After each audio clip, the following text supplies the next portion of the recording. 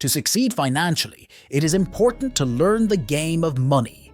That's because money has the power to create or destroy. It can be a blessing that turns your dreams into reality, but it can also be a burden you always carry. But above all, one thing is for sure: you must become a money master, or it will master you. So, how do I become a master of money? This video will give you tips on how to master your money. You will discover the difference between someone who makes 6 figures and someone else who works just as hard, but only makes $7 per hour. So, let's jump right into the video. You need to understand that 80% of wealth is psychology. 80% psychology is believing in yourself, and 20% mechanics. We often consider money the ultimate power, but that's a limiting belief. Money has no power by itself, only the power you give it. That's why mindset is the ultimate power and not money. Therefore, if you fall into the trap of thinking you can't master the money game, you'll find ways to sabotage yourself. But wait, what's actually the psychology of money? The psychology of money is our behavior with money. Therefore, this means success with money isn't about knowledge, IQ, or how good you are at math, but it's about behavior, and everyone is prone to certain behaviors over others. And if you want to get to the root of why you behave the way you do, why you spend, save, use debt, put off investing, and more, you've got to learn about how the psychology of money affects you. Here are 4 questions you need to ask yourself to help you identify your money mindset. One is, are you a spender or saver? Spenders can see so many creative possibilities when it comes to money. But on the other hand, savers are patient and willing to wait to make a purchase. What's dangerous for savers and spenders is going to the extremes. For example, if you are a spender and you spend everything you make, you're going to be broke. I'm sure by now you know from experience that saving money when you have it is hard, and not having it when you need it is even more punishing. And savers, if you save everything you make, you're going to miss out on great investment opportunities that would generate more cash other than saving all your money. How do you build wealth if you're a spender? First, you will need to spend less than you earn. This is evident with most self-made millionaires who are spenders. They check their budget regularly and keep living expenses lower than income. Secondly, disable one-click purchasing. One-click buying makes it convenient to buy almost anything on impulse. Remove the temptation by deactivating it. Thirdly, I highly recommend identifying financial goals that would motivate you to save and focus on what your savings can do for you. Also, set aside some cash to spend guilt-free. On the other hand, if you are a saver, consider doing a self-assessment of your own money habits. You should also note that self-made millionaires are usually more interested in preserving wealth through low-risk investments than growing it. Therefore, if there are gaps in your financial literacy, challenge yourself to learn more, and that's where we come in. This channel strives to help you make smarter financial decisions, so don't forget to subscribe. Are you a nerd or free spirit? In short, these are the 2 types of budgeters. Nerds thrive on crunching numbers. They genuinely look forward to organizing their budget. But the free spirits don't get too bogged down in the details. Most free spirits like to live life to the fullest. But wait.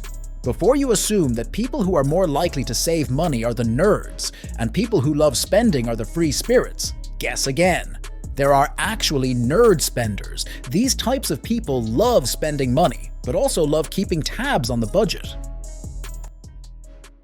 Are you financially motivated by safety or by status?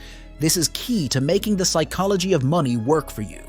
People who value safety want the security that money can bring. They want to know they can withstand job loss, a medical emergency, or even just a dip in income. On the other hand, if money is about status for you, then it's how you measure success. The amount of money you have affects the type of home you live in, the activities you're involved in, and your ability to go on great vacations. But there's one thing to really take note of. If you're a safety person, you need to watch out for living in fear. Fear can keep you from investing or even spending money on new clothes or shoes when the ones you wear every day have a hole in them and clearly need to be replaced. Also, if it's all about status, then you should know that true millionaires, people who gain wealth and keep it, see the role of money in their lives very differently than those who focus on what money can buy. Most wealthy people will avoid lifestyle creep, the slow but steady creep of spending more money on luxury items that then become essential to your lifestyle as your income increases. So let's answer the question you have all been waiting for. How does the psychology of money affect your decisions? There are hundreds of little decisions that we make each day without even realizing it that are influenced by the psychology of money. One example on the safety versus status tendency. You may find that you naturally bend towards status, therefore, you're more likely to value a name brand shoe or bag, and you will more likely to find a way to justify a larger purchase because it makes you feel successful. We live in an age of instant gratification where we may not know what we want, but we want it now. Mastering money is a long game, which takes patience, strategy, a willingness to fail, and a desire to learn from those failures. Master your own mind, and you'll put yourself in a position to master the game of money. Delayed gratification is the ability to hold out now to get a better reward later, and is closely related to willpower and self-control. These aren't traits we are naturally born with or without. They are essential skills you must develop to become a money master. So, if you want to build wealth in a disciplined way, you have to make the commitment to develop financial goals, save money, and invest regularly. Stay away from get-rich-quick schemes. Take disciplined decisions about your investments. Building wealth is not easy, but it is indeed possible to build wealth if you stay committed to these things. Self-discipline is a key skill that you will have to develop in order to build wealth in the long term. You need to develop virtues like patience, consistency, and persistence in your efforts in order to build wealth in a disciplined way. We also strongly suggest that you educate yourself properly to learn how to identify good investments and maximize your returns, and this channel will do that for you for free, but you can support us by liking and sharing this video. There really aren't any deep, dark secrets for becoming independently wealthy. Unlike the average person who is living paycheck to paycheck, people that practice financial discipline have a much higher likelihood of ending up rich because of their consistent use of good habits. This allows you to build wealth and get rich one day at a time, month after month, year after year, leaving a legacy of good financial habits and generational wealth that lives on well after you're gone. Building wealth is not a sprint, it's a marathon. Use the law of attraction. Did you know you can use the law of attraction to get whatever you want in life, including mastering your money? The law of attraction is the idea that what you focus on, you attract. If you focus on what you want and approach life positively, you'll attract even more positivity and reach your goals. One of the best ways to do this is to use the power of proximity by surrounding yourself with successful people and model them.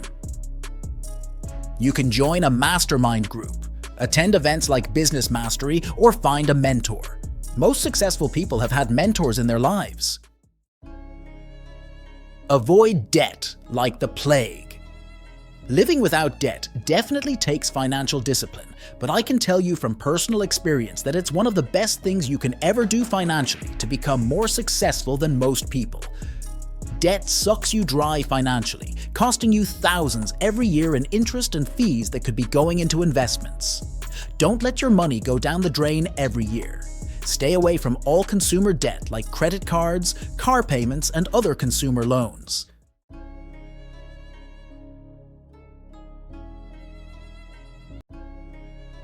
Millionaires don't dwell on their money mistakes. Most millionaires have made tons of money mistakes, big and small, that negatively impacted their wealth. However, they know that the mistake does not define them or their ability to grow their wealth, and they move on. Millionaires understand that consistency does not require perfection.